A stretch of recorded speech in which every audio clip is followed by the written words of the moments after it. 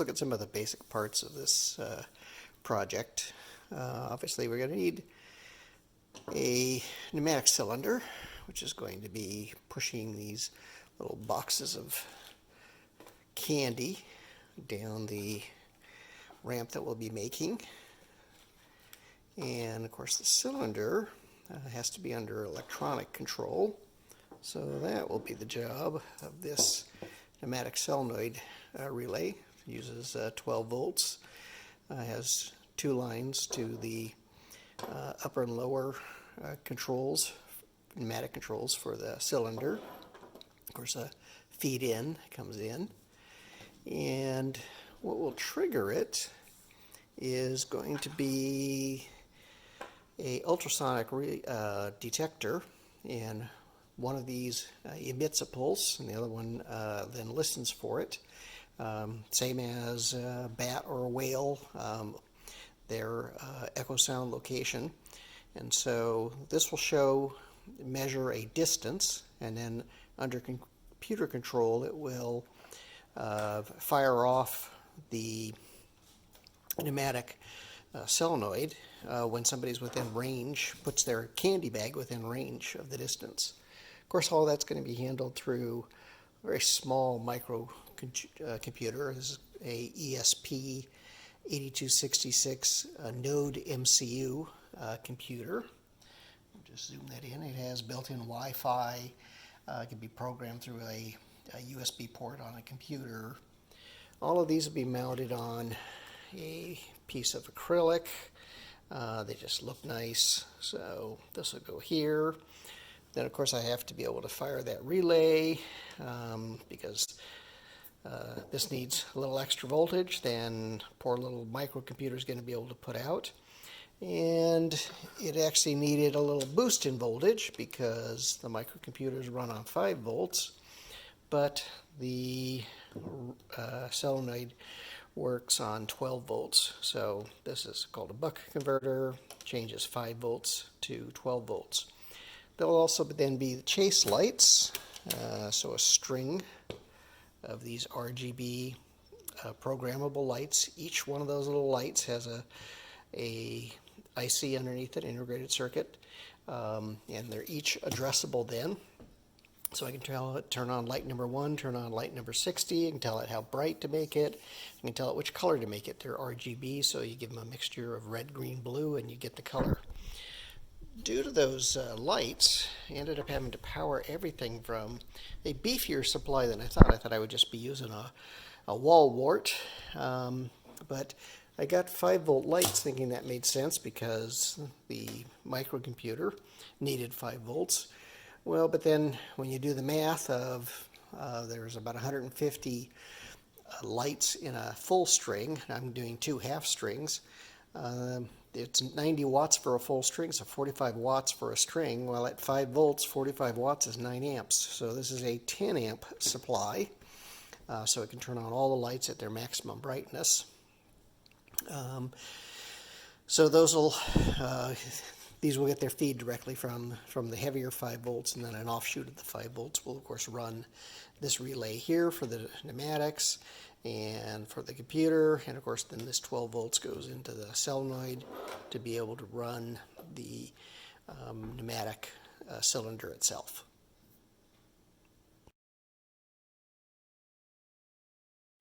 So when working on any new device, some plans are necessary, and this may not be the way to do them, but here's just a sheet of some of the part list, making the base, dimensions of it, the stand that the skeletons stand on, the slide, length of the slide, some other dimensions, and kind of the physics of how to make the slots work and where to put the things, how much spacing to put in so that we get this lever to hit the piston at the right location, how to make the little cutouts and everything so that the slide will push the little boxes, and just a little bit on creating the magazine to hold the slides. So here's the test jig for the mechanical part. And here I was looking for, that I was going to get the right kind of actions. And I can force this cylinder here to open and close. You can see the slider going. And part of it was also so I knew what these dimensions were, right? This height to this height, because I have to allow for that when I assemble it. And did learn some lessons. I made these, fabricated these levers, and I just kind of took a guess at, the sizing of these slots that I would need. And found out, well, I had two problems. One is, the slots were a little short. I knew I could lengthen those. But then I discovered that, but in order to make the rotation around these bits here, these were too wide. So I used inch material. I should have used a 3/4 inch material there. I had the same problem on the upper one, so I had to kind of do a little gouging. I'll clean that up at the grinder when I've got everything set up and done. But this gives me all the dimensions I need, and again, made the adjustments for what kind of clearances I needed on the slots that these piston rings slide through. And so I can force this to activate through a switch here on the pneumatic switch. And this is running at about 10 to 20 pounds of pressure. When I first started this, I ran it at 40 or 50, and let's say it was a violent behavior. So I've cut the pressure down tremendously.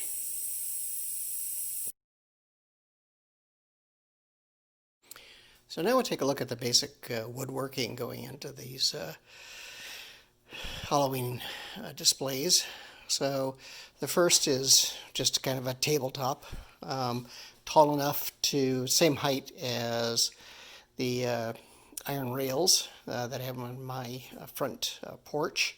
So these are meant to go alongside of it and fit within it. And this has got all the mounts and everything to fit the other parts. So one of those is going to be then this ramp for the candy to go down. So it actually comes out here, this opening here, there's a piece of Lexan here it hits it and falls down, and there'll be unrated in here will be a ultrasonic detector to detect. Right now this is just holding it up while I work on it. It'll be attached to the porch rail itself, and it'll be 14 inches higher. In fact, all of this will be 14 inches higher because it's up on the porch itself. So this is where the candies has to be fed into. Then we need a place to mount all of the mechanics and electronics. So those go on just a board like this. So these slips in and gets locked in place.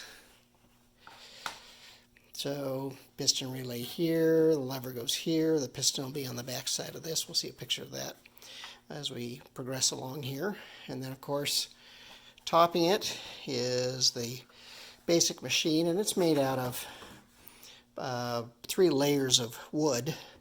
And this is where, I'll put it on here in a second, the actual slide mechanism is, and these are cleats to hold in this tower that's going to have boxes of candy in it. And what I did here is I wanted to have some extra spacing, so I just took some cardboard, high density corrugated off of a toolbox and used it to just shim this a little bit bigger. I could have taken the piece that was going to go in here and put it through my planer, but it seemed to be just as easy just to put a shim in place. So that would go there. And here's what we'll push the candy boxes in. So as you can see, it has just a little bit of wiggle and play because of that shim I put in place. So candy will come down here. This will push it.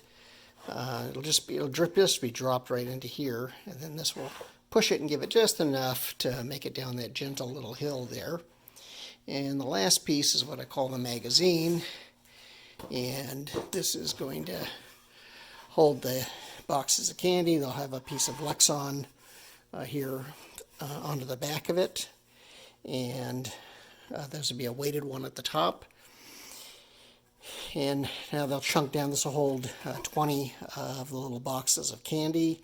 So the piston mounted down below here, lever pulling and pushing this, delivering the candy, coming down the chute, sensors at the bottom, lights running up along the side of it. So that's all of the basic woodworking and carpentry needed to give something to the framework for all of this electronics and mechanics to fit on. So one of the more critical parts of this is really just how you get all this leverage action to work correctly. So the piston stands off a 1 1/8 inch off of this board here. So that means that the center up here of this pin, because this is all centered in here, has to be 1 1/8 inch off of the face of this board here. And so then everything has to stay 1 1/8 inch. So this has got to be put in with some shim washers, bring it out to 1 1/8 inch. Then this should be level when it's in the upright position.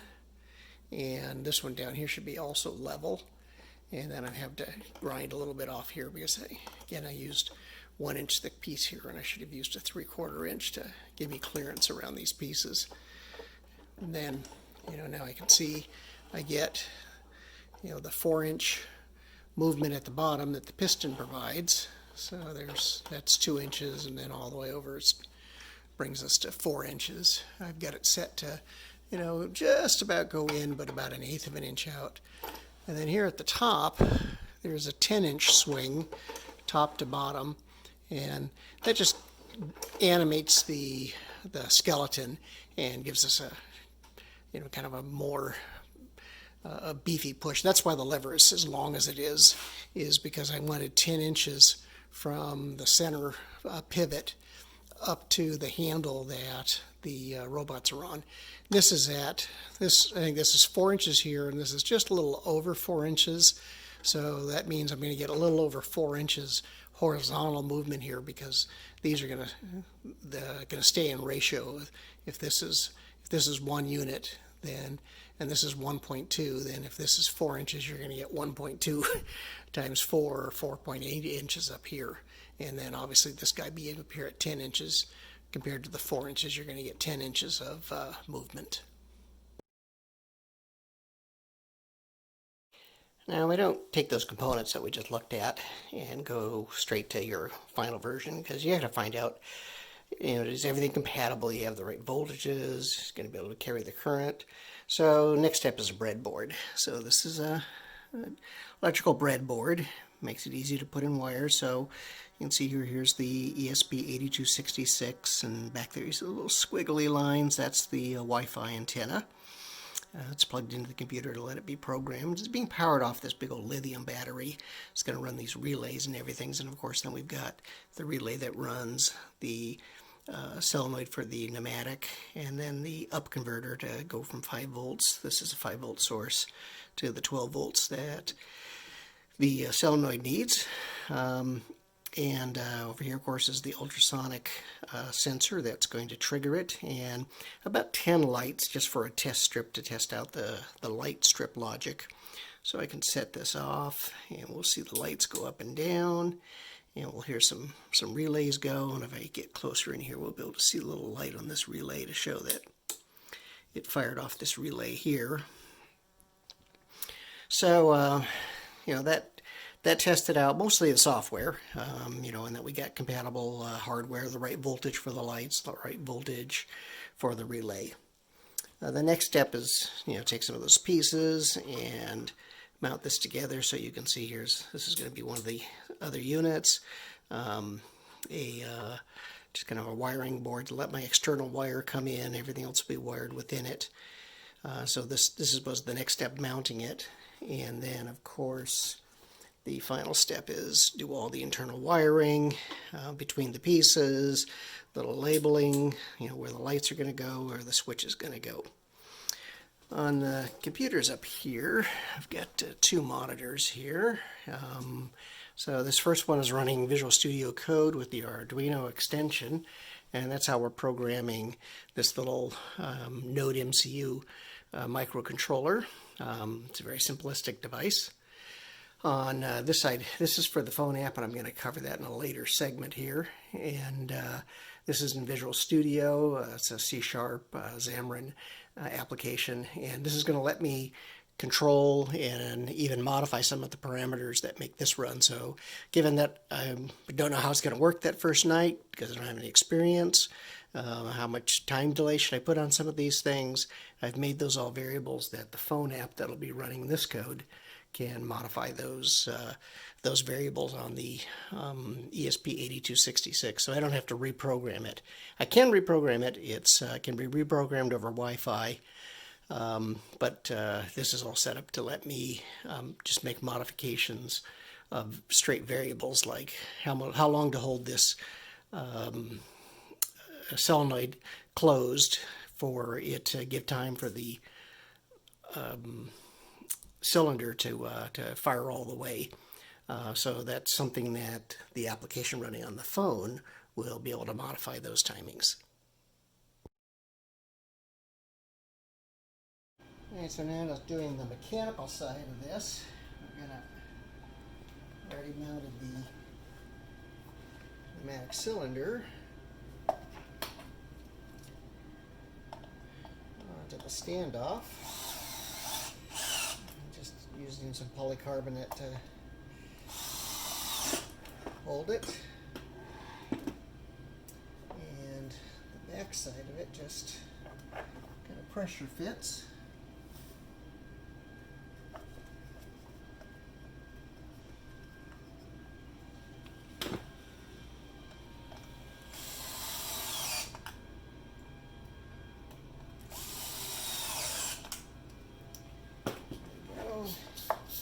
Action, and some washers for shims. Drop the lever in. Take a look at, there we go. I'll come back and put the keeper on this shim here. This swivel point. Put a screw on or nut. And then there'll be a jam nut that'll go on at the end to keep this from around. This will give me my full range of 4 inches here, 4 inches here, 10 inches here up at the top. And drop some supply lines in. Make a new one for that one. And that's the back side. It's now ready to go. So this is now assembling all of the control pieces. This is going to be the electronic side. So, obviously this is the manual button, so I don't have to use the phone app for everything. And this just locks into place.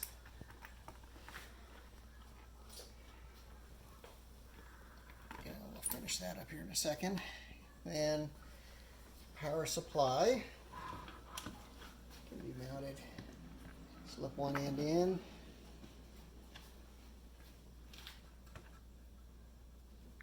Another end.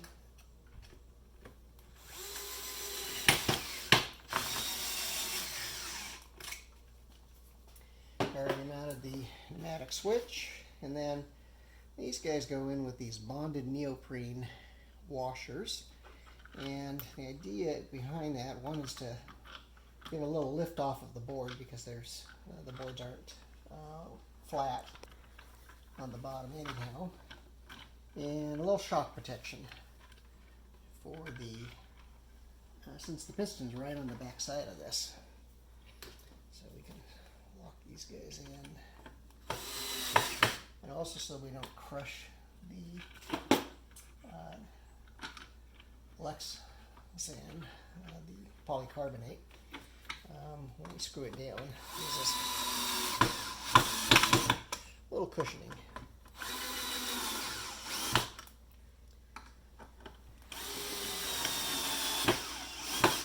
3, 4 of those. So that locks up this. The supply tube will come down, do a little wire management, and we'll flip it over and do the pneumatic side. Now this setup here is to check the physics of the skeleton operation. So the skeleton's designed to, using the skeleton to, looks like he pushes the rod, but in fact, of course, the rod is being pushed from the piston down below here. I don't need all the electronics to do this test because I've got the override button here on the solenoid itself. So we'll give this guy a shot. Of course, this will stop wiggling around when I have it all mounted up. What I did find that I had to do was bend his arms out here. If they became hyperextended, the joint would lock here and the bar would not come back freely. So it was and this is why I was running this, is what are the angles I need to get the skeleton to operate correctly? Don't have any lockups, have more or less natural looking hands. I'm thinking I might take a heat gun, see if I can wrap these fingers down.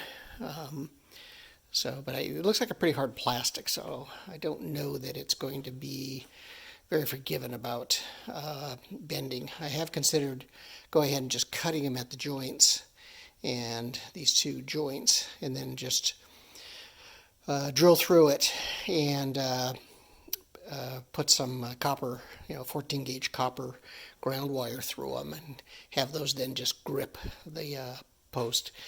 Or just leave the zip ties. I mean, it's always going to be zip tied in anyhow to hold the pieces together here, the zip ties.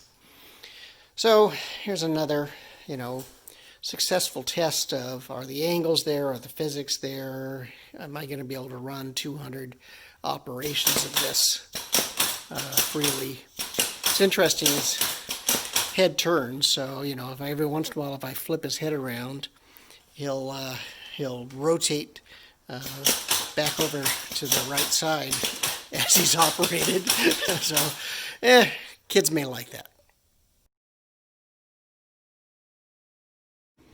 So in this video segment, we're going to go over some of the operations here of this candy automation. See, we got it all assembled, painted up, ready to go. Skeleton's masked up, got his gloves, so he's ready for a socially distant candy delivery. This is the magazine. It's got its Lexon pack on it, so we can see if it's loaded and how far down it is. So we'll just slide that out and slide a bit off there. And then I forgot to do this before I did it. Hanging on the side here is a little piece of the polycarbonate. Talk about that thing dangling down in a minute. So now here is the loader, so I can load these in straight, because of course if you just tried to drop them in one at a time, they would all go in cattywampus. So I can shove it all in, and of course it bumps against that piece I put at the end. And then I magically pull the box out. So what I did is I made the loader first, and then I made this case to match the loader. So I already had the boxes. I knew that I was going to be using these little boxes. And I did find, though, that as it got toward the bottom, and there was only 1 or 2 left in the magazine, they would... the last 2, they might go in crooked, they won't feed correctly, and they needed a little weight. So I just made a box and put some nuts and bolts in them to weigh it down. And I put some fish line on it so that the weight will come on down, and then when it reaches the bottom, it stops, of course, so you don't accidentally feed the weight to some poor child as one of the treats. there's software that will stop it at, get this turned around here. It will stop it at a count of 20, but I knew that that may not be the most accurate count. There could be misfires and things like that, so we'll put this back in, the weight at the top. And so now, the normal operation is, of course this is up on 14 inches higher when it's on the porch. So they put their bag underneath, and then you can see the sensor is right there. It's mounted there. Let's let me get a shot of it here. So the sensor is underneath, and as soon as you do that, the lights march up, and it would have launched a candy if I had remembered to, of course, open it up so that candy's coming out. And then I did provide a nice little hook so I don't lose this in the middle of the night. So again, now we can watch it do its operation. Hand underneath, and a box of candy. Hand underneath, lights up, and we can see, we can watch the skeletons. The guy who pushes the lever.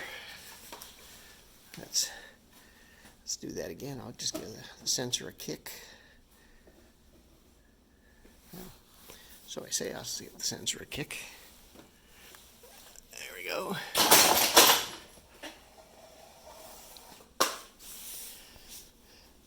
And of course, what's really making this happen is the pneumatic feature here. Okay, now I'm going to reach around here and force this operation a bit. And we see the piston doing its job.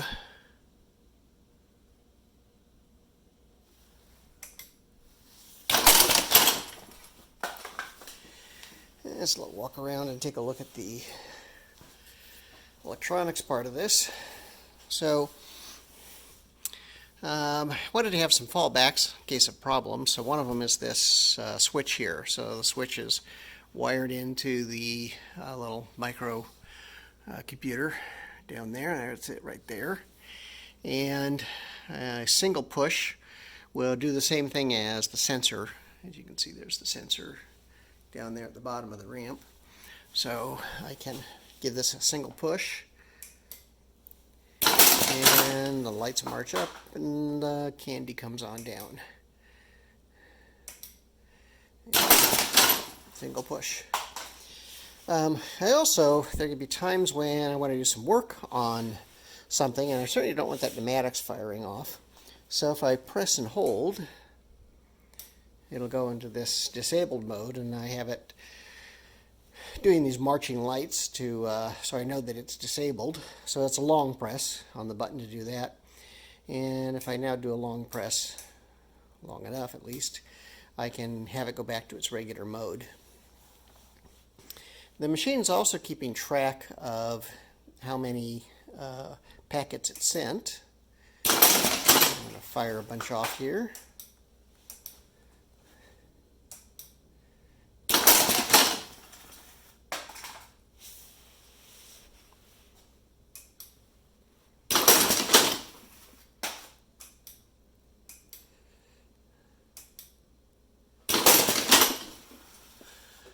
Notice he's got his mask on.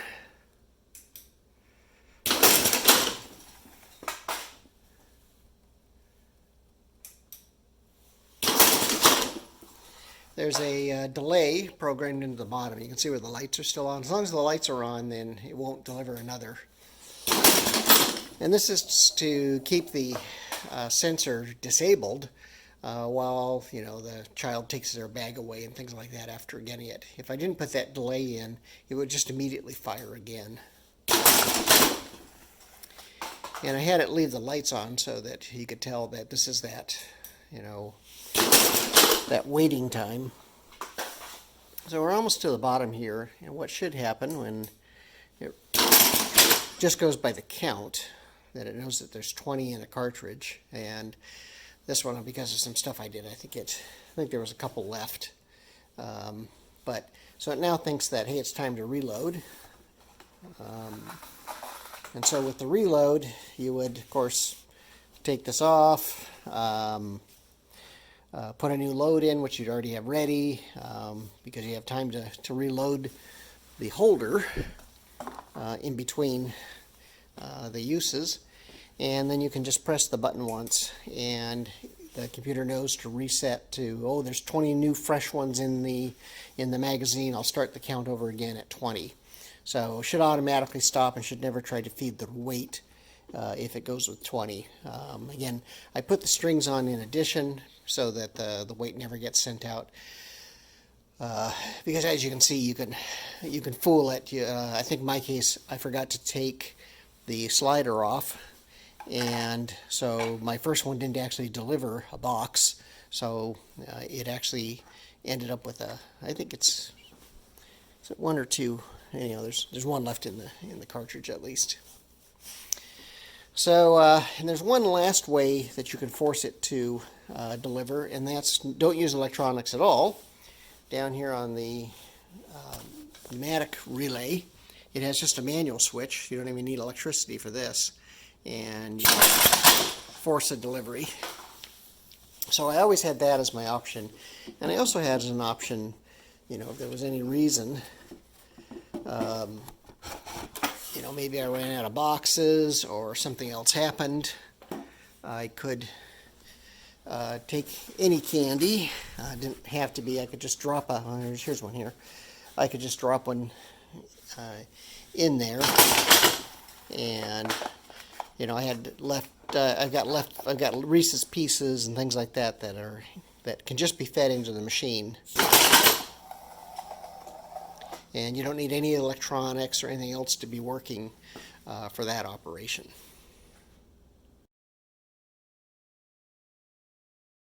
So now we're going to look at the companion application that goes with this automation. The micro control unit that's part of this, the ESP8266, is Wi-Fi enabled, so I can hook it up to my Wi-Fi network. So I've loaded this with 3 boxes, and the weight, of course. Release it, and then properly hang up the plastic where it's supposed to go. And so here's the application running on a Fire HD 10. Runs on a phone, of course, Android.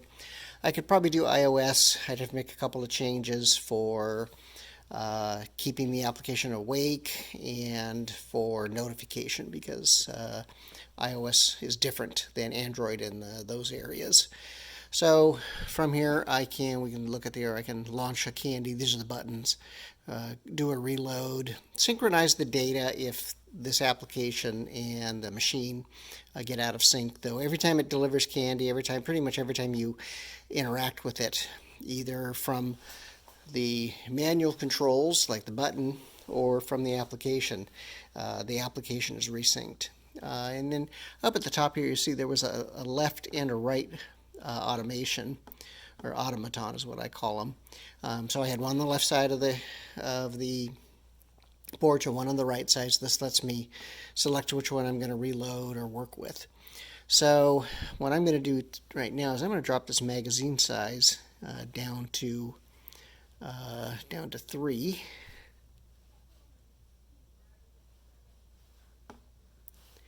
Let's see, there's 4, and there's 3 for the magazine size. And I'm going to tell it that I'm doing a reload. And now it'll show me up here at the top. There's 3 in the magazine. I've already done 7. That total candy count is since the last time the microcontroller was reset. So assuming that it runs all night, I should be able to see how much the left side and the right side delivered by the end of Halloween. So I've got my load of 3 in there. Pulled this out, so there's 1 down below, 2 up in there. And take a look at the application. Since I did a reload and I told it the magazine size was 3, thinks there's 3 in the magazine. There's been 12 total delivered. I'll launch candy, and We'll see the 3 changes to 2. Have to wait for the linger time down at the bottom. 1. And that's the last one. And it reaches 0. I get a notification on the top of the screen here. I heard a beep that the left one is empty. You can see that the launch candy has become red. And so that's an indication that I'm supposed to go out there and reload it. And it reloads to whatever the magazine size is, so it reloaded to 3. Normally that would be set at 20, of course. And all along it's been updating the total candy count. The other things that I can set are the distance for the sensor. This is set at 14 because I'm in the garage, and if I have it much higher than that, it will sense the ground because, like I said, this is 14 inches lower than it normally is. So I think when I have it on the porch, I set this to 40 centimeters. So it can sense, even your foot movement if you put your foot underneath it in order to put the bag in or whatever. The linger time that's at the end right now is set at 2,000 milliseconds or 2 seconds. So this is how much time the kids have to get their bag out before it re-enables for the next kid to come along. I set that as 2,000 to start with, and I can go as high as 5,000, just numbers that I made up. I also have an adjustment how long, when it engages, how long does this piston stay in like this. And it's just fractions of a second how long I want that to be, and that helps just make it smoother about delivering the candy. I don't want it to push the candy forward and then come back and kind of jerk back the mechanism, and the candy loses its momentum for going down the ramp, because I want it to go all the way down the ramp. And then we saw me adjust the magazine size. So here's the application that goes with the Halloween automation machine. And if you're doing automation for your decorations and your Halloween and you're not writing an app, you're just not playing the same game.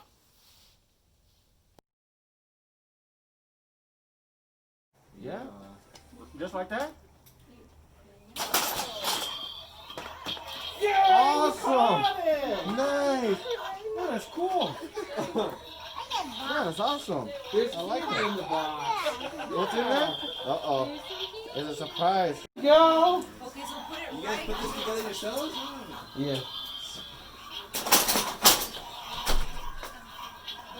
Sweet. Thank you. Keep up the good work. Yeah.